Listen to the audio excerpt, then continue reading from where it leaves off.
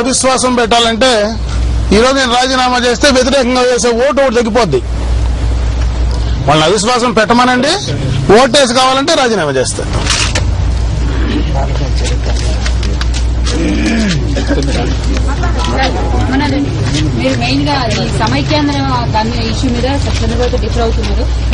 కాదండి కాదండి కాదండి ఒకటి కాదు చాలా ఇష్యూస్ ఉన్నాయి. జిల్లాలో జరిగేటువంటి పార్టీకి సంబంధించినటువంటి ఇష్యూస్ ఉన్నాయి. ఎందుకంటే జిల్లా పార్టీ ప్రెసిడెంట్ గా చాలా సుదీర్ఘకాలం పనిచేశాను నేను. 2009 ఎన్నికలకు సంబంధించిన సందర్భాల్లో గానీ, మరికొన్ని ప్రజలకు సంబంధించినటువంటి వ్యతిరేక విధానాలు అవలంబించడంలో గానీ, లేదా ప్రెసిడెంట్ లో ఓటు వేసే కారణం కావచ్చు, ప్రెసిడెంట్ రాష్ట్రపతికి ఎన్నికల్లో కరెక్ట్ కాదని చెప్పా. అటువంటివి చాలా ఉన్నాయి. ఈ నియోజకవర్గంలో పార్టీని ఈ విధంగా చేయాలంటే కొన్ని నిర్ణయాలు అది కరెక్ట్ కాదని చెప్పారు.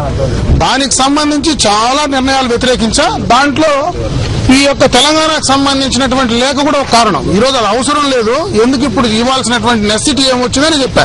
కాబట్టి అది ఒకటే కారణం కాదు, అన్ని కారణాలపైన వ్యతిరేకించారు.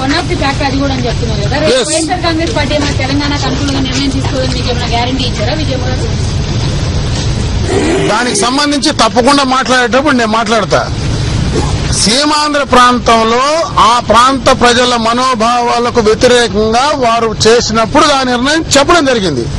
డెఫినెట్ గా రేపు సీమాంధ్ర ప్రాంత ప్రజల మనోభావాలు దెబ్బతినేటప్పుడైతే ఎక్కడైనా నేను అడగడం అయితే జరుగుతుంది. నేను అడిగానంతే కానీ నేను వెళ్ళిపోతానని చెప్పలే.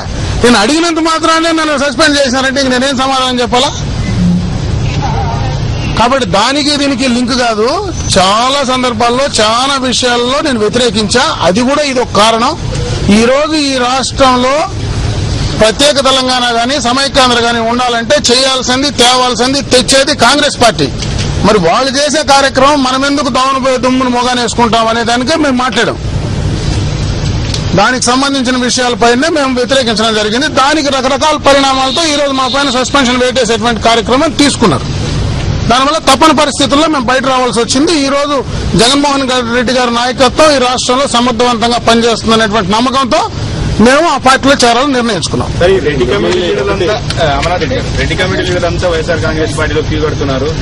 అంటే రెడ్డి కమ్యూనిటీ ఒకటి కాదండి, ఈ రాష్ట్రం మొత్తం వెళ్ళిపోతుంది. ఒక కమ్యూనిటీ ఏముంది?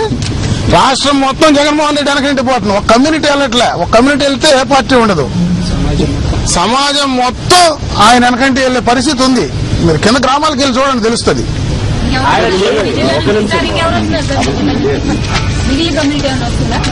అన్ని కమ్యూనిటీలు మాకు ముందు వెళ్ళిపోయాయండి. ఆఖరణ మేము వెళ్తున్నాము. మా జిల్లా నుంచి అన్ని కమ్యూనిటీలు ముందు వెళ్ళిపోయినాయి. ఆఖరణ మేము వచ్చాం. మీరు ముందు వెళ్ళిపోయిన వాళ్ళని అడగకుండా ఆఖరణ వచ్చిన ఏం అడుగుతారు? టీడీపీ ఎమ్మెల్యేలు ఒక నిమిషం చంద్రబాబు కామెంట్ చేస్తున్నారు. టీడీపీ ఎమ్మెల్యేలు జగన్మోహన్ రెడ్డి డబ్బులు ఇచ్చుకుంటున్నారు. మీరు అడిగిన కరెక్ట్ క్వశ్చన్ అడిగారు.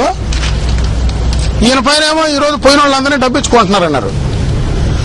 నాకు తెలియదు ఒక విషయం. ఎందుకంటే ఆ రోజు వైస్రాయ్ హోటల్లో మా తండ్రి గారు ఆ రోజు శాసనసభ్యులుగా ఉన్నారు, వీళ్ళ తల్లి గారు శాసనసభ్యులుగా ఉన్నారు. ఆ రోజు ఆయన నిజంగా అట్లా వెళ్ళిపోయిన ఎమ్మెల్యేలకు అంత డబ్బులు ఇచ్చింటే మా తండ్రి గారు ఈ రోజు లేరు. పాప మా ఇంటి దగ్గర తీసుకుని డబ్బులు ఎక్కడ పెట్టాడు నాకు తెలియట్లే. దాని గురించి దయచేసి చెప్పమానండి. ఆయన నాకైతే ఇవ్వలే డబ్బు. ఆయన ఇచ్చిన డబ్బు మా నాయన నాకు ఇవ్వలే. బట్ ఆయన ఇచ్చిన డబ్బు ఎక్కడిచ్చాడు, ఎంత ఇచ్చాడు చెప్తే దాన్నైనా తెచ్చుకుంటానని తెలుసుకుంటానండి. నాకు నిజంగా కూడా అప్పుల్లో ఉండా, బాధల్లో ఉండా.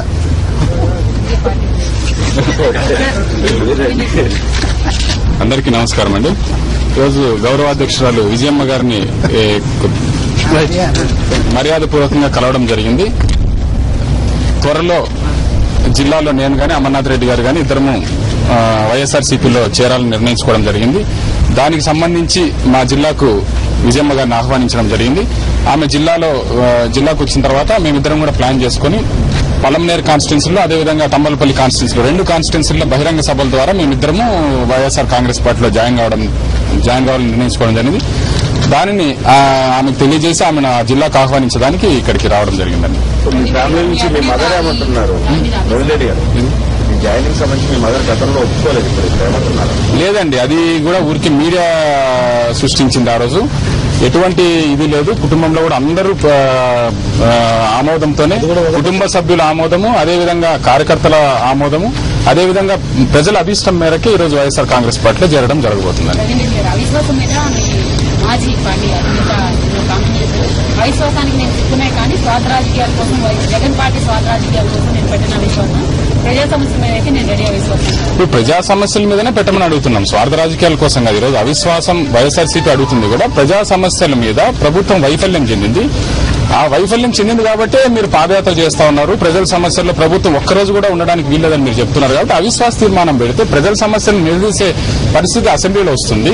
అదేవిధంగా శాసనసభ్యులు మద్దతు కోల్పోతే గవర్నమెంట్ పడిపోతే పడిపోవచ్చు, అంతే తప్ప అవిశ్వాసాన్ని కేవలం ప్రభుత్వాన్ని పడగొట్టడానికే కాదు. మీరు అవిశ్వాసం పెట్టి ప్రజా సమస్యల మీద ప్రభుత్వాన్ని నిలదీయమని కోరుతా ఉన్నాం. మీరు అవిశ్వాసం పెట్టండి, పెట్టకపోతే వైఎస్ఆర్సీపీ పెడితే సపోర్ట్ చేస్తారా లేదా అనే విషయం కూడా మీరు చెప్పాల్సిన విధంగా ఉంటుందని నిన్న కూడా వాళ్ళ పార్టీ వాళ్ళు డిమాండ్ చేయడం జరిగింది. మీలాంటి ఎమ్మెల్యేలు చాలా మంది అది కాంగ్రెస్ నుంచి టీడీపీ నుంచి లోపాయికారిగా మద్దతిస్తారని మీరు చెప్తున్నారు. అటువంటిప్పుడు మీరంతా కలిసి అలాంటి ఆలోచన మేమైతే డిస్కస్ చేయలేదండి. అది వాళ్ళ పార్టీ నిర్ణయం. పార్టీ నిర్ణయం తీసుకున్నా దానికి మేము కట్టుబడతామండి. వైఎస్ఆర్సీపీ పార్టీ నిర్ణయం తీసుకుని మేము పార్టీలో జాయిన్ అయిన తర్వాత ఆ పార్టీ తీసుకున్న నిర్ణయానికి జాయిన్ కాలేదు. పోయినాక చెప్తాను, మాకు తెలియదు కదా కరెక్ట్ గా.